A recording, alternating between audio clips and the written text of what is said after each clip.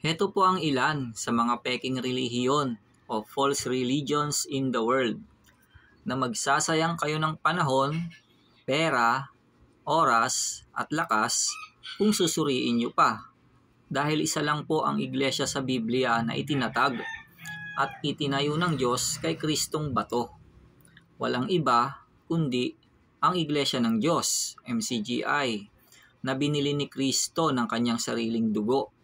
Gawa 20:28.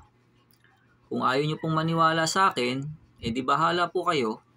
Sana wag mahuli ang lahat sa inyo bago nyo po matuklas ang tama ako. Sa mga naniniwala na po at hindi na matigas ang ulo, ongoing po ang worldwide mass indoctrination sessions.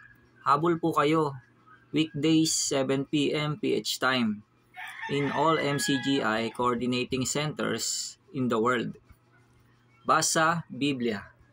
Sapagkat may magsisilitaw na mga bulaang Kristo at mga bulaang propeta at magpapakita ng mga dakilang tanda at mga kababalaghan, ano pat ililigaw kung maaari pati ng mga hirang. Mateo 24:24. Mateo 11:28 hanggang 29.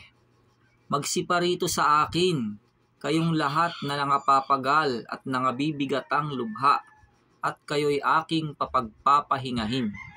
Pasanin ninyo ang aking pamatok at mag-aral kayo sa akin, sapagkat ako'y maamo at mapagpakumbabang puso, at masusumpungan ninyo ang kapahingahan ng inyong mga kaluluwa.